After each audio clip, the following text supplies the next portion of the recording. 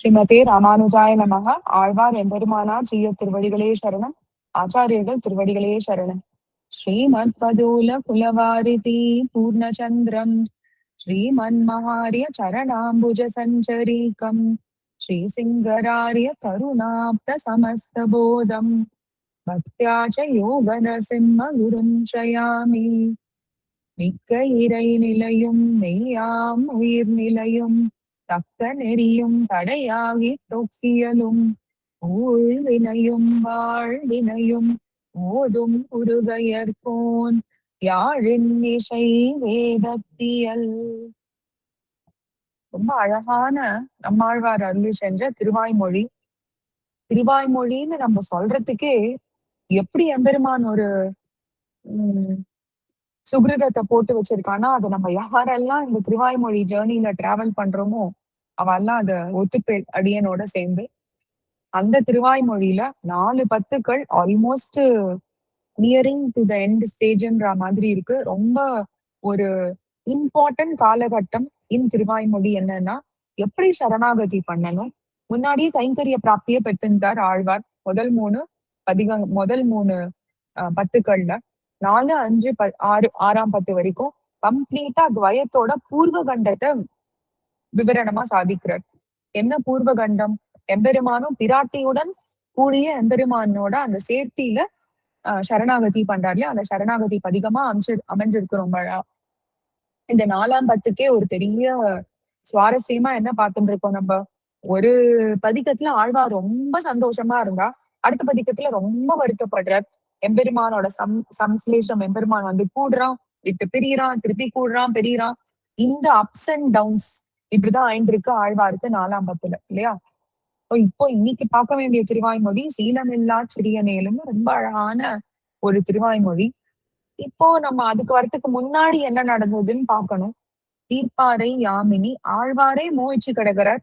ரொம்ப எம்பெருமான் வரலன்னு ரொம்ப வருத்தப்படுறார் ஆழ்வார். தோழி பாசுரமா அமைஞ்சிருக்கப்ப தோழி பாசுரம் எப்படி அமைஞ்சதுன்னு பார்த்தோம். ஆழ்வார் தானான தன்மை அவரோட நம்மாழ்வாரா அவருக்கு பேச முடியாம பராங்குஷ நாயக்கியா ஆயிடுறார். பராங்குஷ நாயக்கியாவும் ஆகி அவரால பேச முடியாம மோகிச்சு போயிருக்கார். அப்போ யூஸ்வலா அவரோட திருத்தாயார் வந்து பேசுவா. இவ மோகிச்சு போனதை பார்த்து திருத்தாயாரும் மோகிச்சு போயிருக்கா. இவ எல்லாரும் மோகிச்சு போனதை பார்த்து பராங்குஷ நாயகியோட தோழியா வந்து தோழி பாசுரமா அமைஞ்சிருக்கு. எப்படி அந்த இடத்துல வந்து தோழி வந்து தேவதாந்திர சம்பந்தம், அந்த கட்டுவச்சி வந்தவ வந்து தேவதாந்திர கட்டுவச்சி, அந்த சம்பந்தத்தையே எப்படி ஒழிக்கிறா. அப்போ இதெல்லாம் ஆழ்வாரோட மனசுல நடந்துட்டு இருக்கு சில விஷயங்கள். ஆழ்வார் மோகிச்சே போனா கூட இந்த தேவதாந்திர ஸ்பர்ஷமும் சம்பந்தமும் இருக்கக்கூடாதுன்னு நம்மளுக்கு ஸ்ரீ வைஷ்ணவர்களுக்கு ரொம்ப அழகா விளக்குற அப்படின்னு பார்த்தோம். இதுல கடைசி ஒன் பாசுரம் ரொம்ப அழகான பாசுரம். நிறைய தடவை பார்த்திருக்கோம் நம்ம. அடியமே சொல்லியிருக்கேன். மண் துவராபதி மன்னனை, துவராபதி அந்த துவாரகை மன்னனை தோழி அழைக்கிறதுக்கு முன்னாடியே விழுத்துன்றாரா ஆழ்வார். கண்முழிச்சு ஏந்துன்றார். ஏத்துமின் ஏத்துதலும்க்குலாம் ஆழ்வாரே இருக்காராம். ஆழ்வாரும் சேர்ந்து பாடுறார். ஆழ்வார் தானே பாடுறார் அப்படின்னு நம்ம கேட்போம். தோழி பாடுற மாதிரி ஒரு அன்பையும் ஆழ்வாரும் சேர்ந்து எழுந்து மண் துவராபதி மன்னனை ஏத்துமின் ஏத்துதலும் தொழுதாடுமே அப்படின்னு தாயாரே இப்படி சொல்றா தோழி. மண் துவராபதி மன்னனை அப்படின்னு சொல்லி ஏத்துமின் ஏத்துதலும் அவளை தொழலான்னு தாயார் சொல்றாளாம். அப்ப எல்லாரும் இப்ப நம்ம மனசுல ஒரு 100 டிஃப்ரெண்ட் வாய்ஸஸ் ஓடின்னு இருக்கு. திடீர்னு அந்த வாய்ஸ் எல்லாம் சன்னமா ஒரே மாதிரி. இப்ப பாட்டு ஒரு கோஷ்டியா பாடுறான்னு வச்சுக்கோங்களேன். அவன் ஒருத்தர் ஒரு டோன்ல பாடினா நம்மளுக்கே அதை உட்காந்து கேட்க மாட்டோம். எல்லாரும் சன்னமா ஒரே ராகத்துல ஒரே குரல்ல பாடினா அப்படி இருக்கும். அந்த மாதிரி இந்த பாசுரத்தை எல்லாரும் தோழியோட தாயார் ஆழ்வாரும் சேர்ந்து சாதிக்கிறான்னு ஆச்சாரியர்களோட அன்வயம் ரொம்ப அழகா.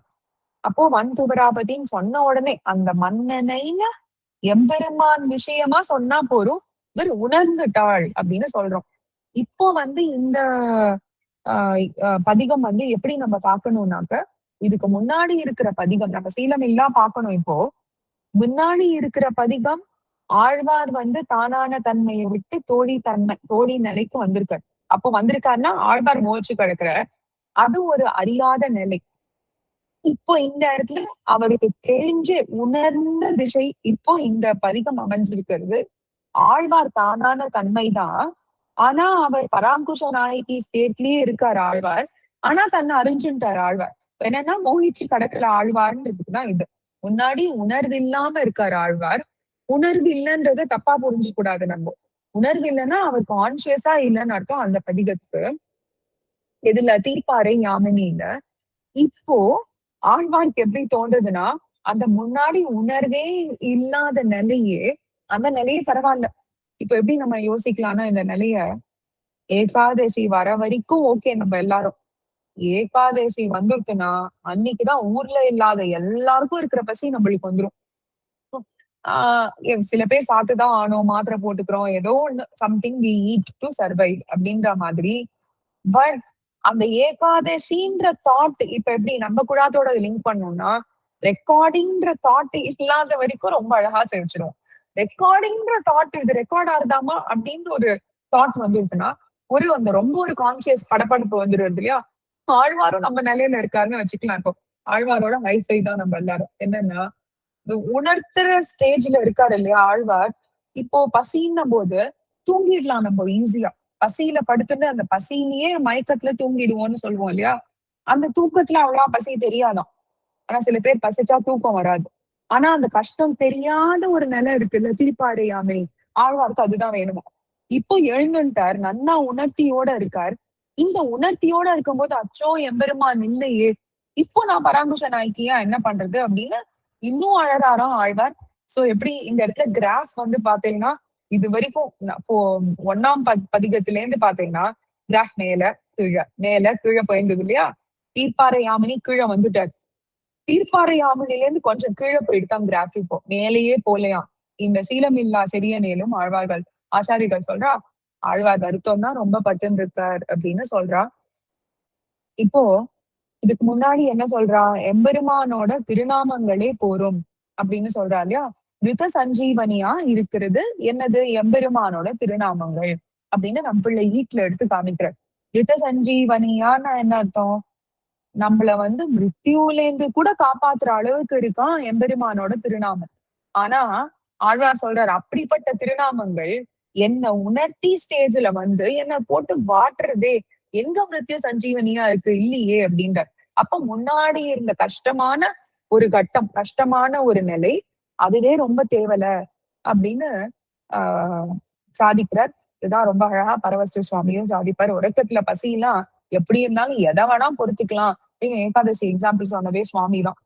சரி, இப்போ திருநாம இப்போ எப்படி இருக்குன்னாக்கா, இந்த உணர்த்தி எப்படி ஏற்பட்டது ஆழ்வாருக்கு அதை நம்ம புரிஞ்சுக்கணும். ரொம்ப ஈஸி தான் புரியுது. திருநாம பிரசங்கத்தாலேயே ஆழ்வாருக்கு உணர்த்தி அப்படின்னா என்ன அர்த்தம்? முன்னாடில இருந்து இது வந்துட்டே இருக்கு நம்ம கிட்ட இல்லையா? திருநாரணந்தாள் காலம் பெற சிந்தித்து இனினோன்னு முன்னாடி ஒன்னாம்பத்துல யாரோ திருநாரணன் சொல்லின்னு போன உடனே ஆழ்வார் மதில்ஜி அவர் மேல உட்காச்சுட்டு இருக்கார்.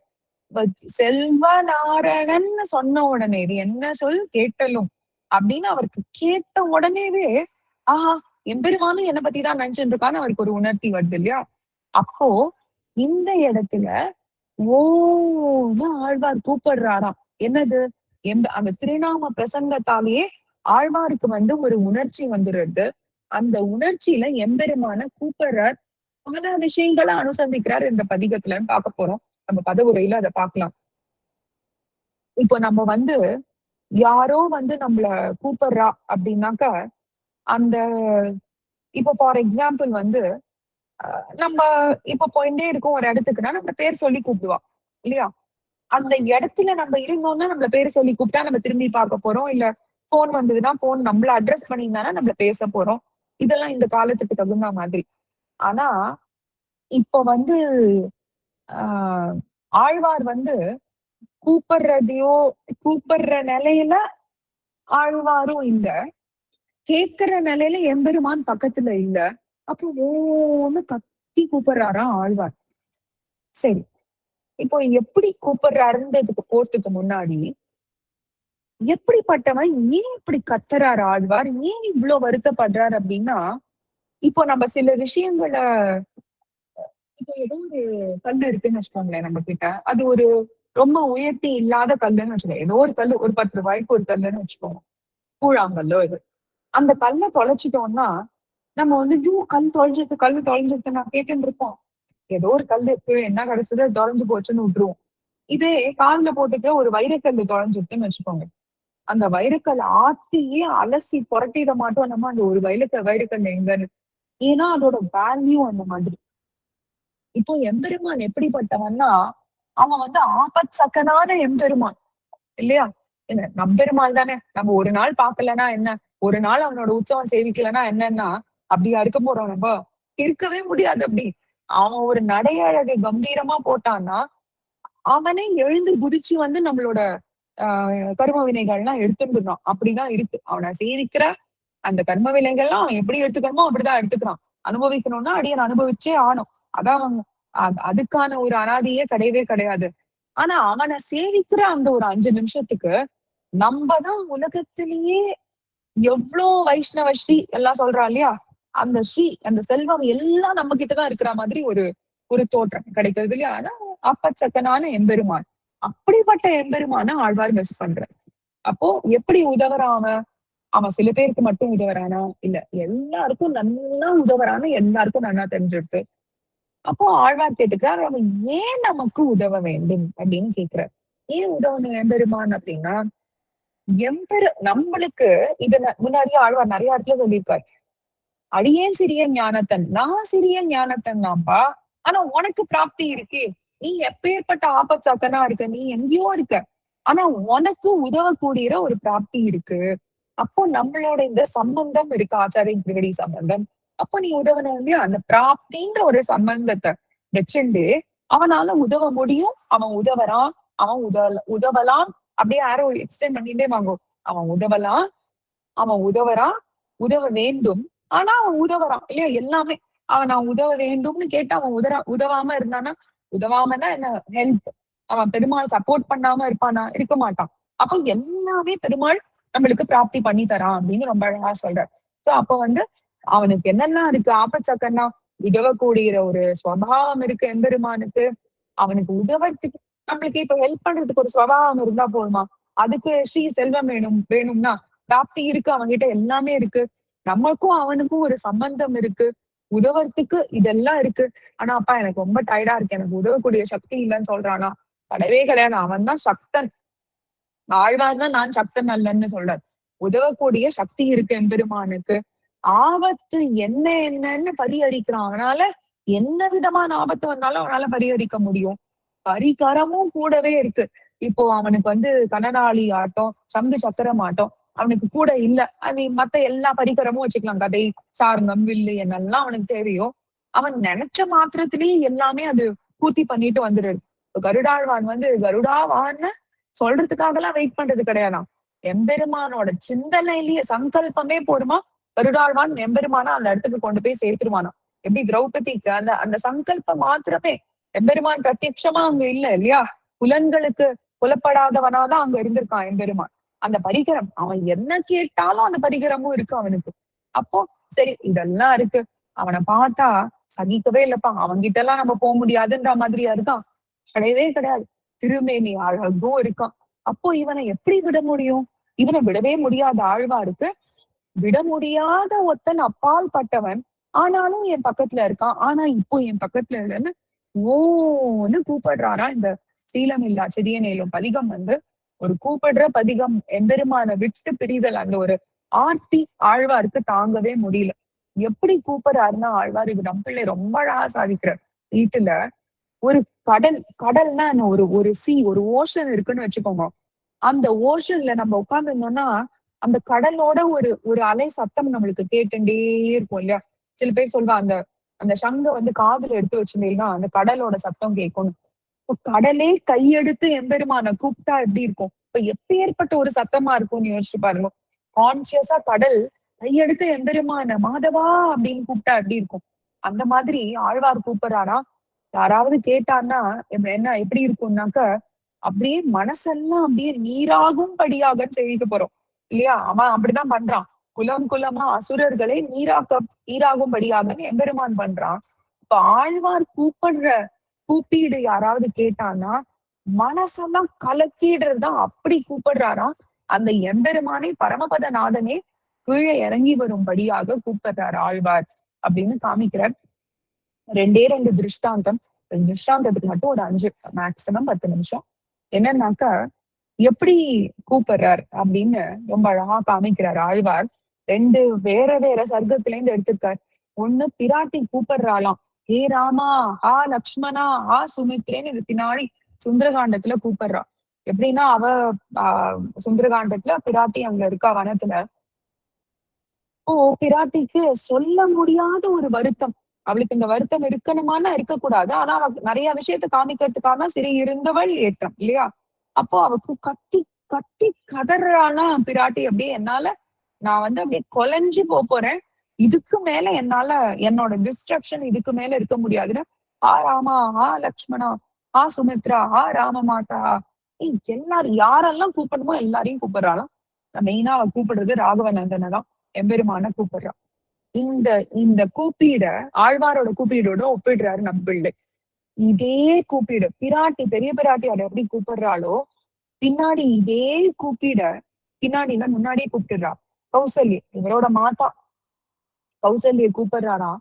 அததான் நம்பிள்ளை எடுத்து இந்த கூப்பீடு எல்லாம் கௌசல்யை கூப்பீடு மாதிரியே இருக்கு அப்படின்னு இப்போ சுந்தரகாண்டத்துல 28வது சர்க்கத்துல வரக்கூடிய ஸ்லோகத்தையும் முன்னாடியே அயோத்தியா காண்டத்துல கௌசல்யா 60வது சர்க்கம் அதுல வர ஸ்லோகத்தையும் இங்க நம்ம ஆழ்வாரோட பதிகத்தையும் ரொம்ப அழகா கம்பேர் பண்ற ஆஹ் நம்பிள்ளை வீட்டுல என்ன சொல்றா பிராட்டி கௌசல்யா என்ன சொல்றார் ததாபி சூதேன சுயுக்தவாதினா ததாபி சூதேன சுயுக்தவாதினா நிவாரியமானா சுத சோக கர்ஷிதா நைவ தேவி விரராம பூஜிதாத் பிரியேதி புத்ரேதி ச பிரியேதி புத்ரேதி ச ராகவேதி ச அப்படின்னு ஒருத்தரையா கூப்பிடுறா.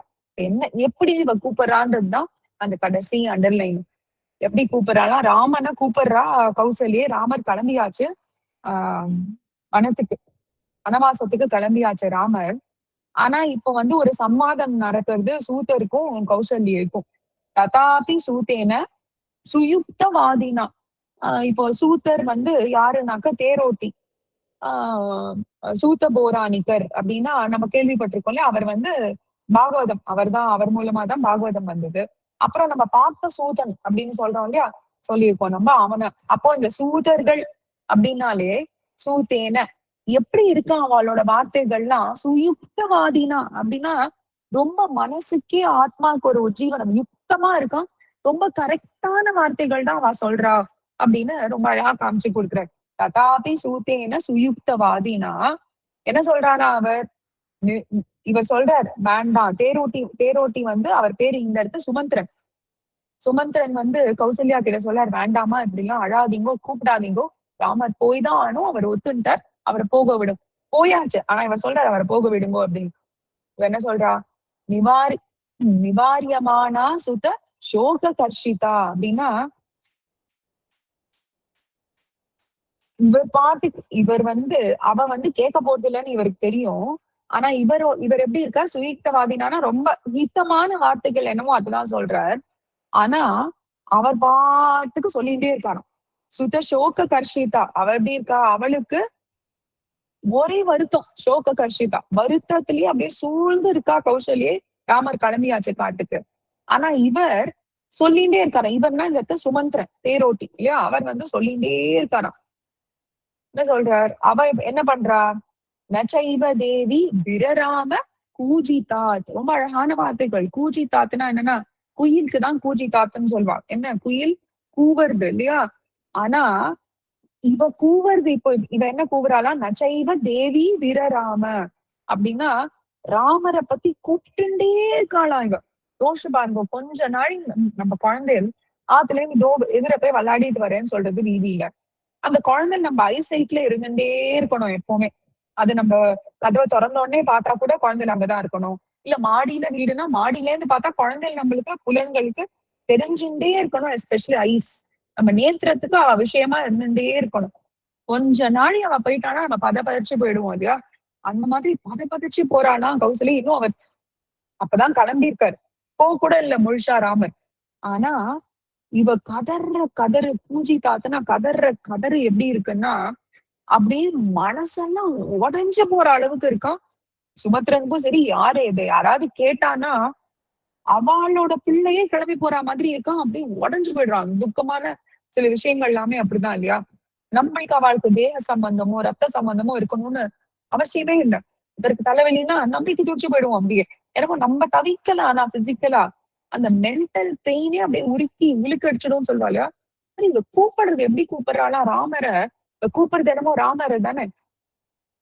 பிரியேதி, பிரிய இதி என்ன பிரியனே. இவனோட சக்கா சக்கா சக்கின்ற ரிலேஷன்ஷிப், அந்த பிரியமானவனே அப்படின்ற மாதிரி கூப்பிட்டுட்டு புத்ரேதி, புத்ரா வரமாட்டியா நீ அப்படின்னு ராகவ இத்தி ராகவேத்தி என்ன ராகவா கடைசியில சொல்லலாம், ராகவா நீ வா, நீ போக கூடாது. இது இந்த கதறாள்னா ஆஹ் கௌசல்யா. இப்போ அந்த இப்போ எவ்வளவு விதமான சம்பந்தங்கள் ஆழ்வாருக்கு ஸ்ரீராமாயணத்துல இருந்து நம்மளே பார்த்திருக்கோம். பெரிய பிராட்டியாராவே ஆழ்வார பார்த்திருக்கோம் நம்ம. இப்போ கௌசல்ய மாதாவா ஆழ்வார பாக்குறோம். இப்போ இதெல்லாம் நம்ம எப்படி எடுத்துக்கணும்? அதே மாதிரி லக்ஷ்மண ஆழ்வான இளைய ஆழ்வாரா நிறைய இடத்துல பார்த்திருக்கோம். ஆழ்வாரோட இந்த நிறைய நிலைகள் இவா எல்லாரோட ஆத்மாக்குள்ளும் இருந்தா அப்படி இருக்கும். அந்த மாதிரி ஒரு அன்மயம் கொடுக்கிறார் ஆழ்வார் இந்த இடத்துல. ரொம்ப அழகான பதிகம். எப்படின்னாக்கா நம்மாழ்வார் இப்ப எல்லாம் மத்தவாள்லாம் கூப்பிடுறான்னு சொன்னோம் இல்லையா? பெரிய பிராட்டியார் கூப்பிடுறா. அடுத்து அது சுந்தரகாண்டத்துல முன்னாடியே இவாள்லாம் கிளம்புறதுக்கு முன்னாடியே கௌசல்யா வந்து கூப்பிட்டுறான்னு இந்த இடத்துல நம்மாழ்வார் கூப்பிட போறார். ரொம்ப அழகான கூப்பிடு. நம்பிள்ள என்ன சொல்றாரு, எப்படி கூப்பிடுறார்? கையெடுத்து கூப்பிடுவது போல். கையெடுத்துன்னா கை வந்து நம்ம எடுக்கிற மாதிரி இல்லையா? கடல் அதோட கையெடுத்து கூப்பிட்டு ஏ மாதவா இங்க வா நாராயணா அப்படின்னா எப்படி இருக்கும்? அந்த மாதிரி ஆரம்பிக்க போறார். சீரமில்லா சீலமில்லா சிறியனேலும் செய்வினையோ பெரிதார் ஞானமுண்டாய் ஞானமூர்த்தி நாராயணா என்னென்ன காலந்தோறும் யான் இருந்து கைதலை பூசலிட்டான் கோலமேனி காணவாராய் பூவியும் கொள்ளாயே அப்படின்னு பூவிண்டே இருக்க போறார் இந்த பதிகம் முழுக்க. இதோட ஒரு வார்த்தைக்கும் ரொம்ப அழகான பதவுரை சாட்சிருக்க திவ்யார்த்த தீபிகையில இருந்து சுவாமி டி.வி. அனங்கராச்சா சுவாமி நாளில இருந்து அன்வைக்கலாம் நம்ம. ஸ்ரீமதே ரம்யஜா மாத்ரு முனீந்திராய மகாத்மனே ஸ்ரீரங்கவாசினே பூயாத் நித்யஸ்ரீ நித்யமங்கலம். ஆழ்வார் எம்பெருமானார் ஸ்ரீ திருவடிகளே சரணம். ஆச்சாரியர்கள் திருவடிகளே சரணம்.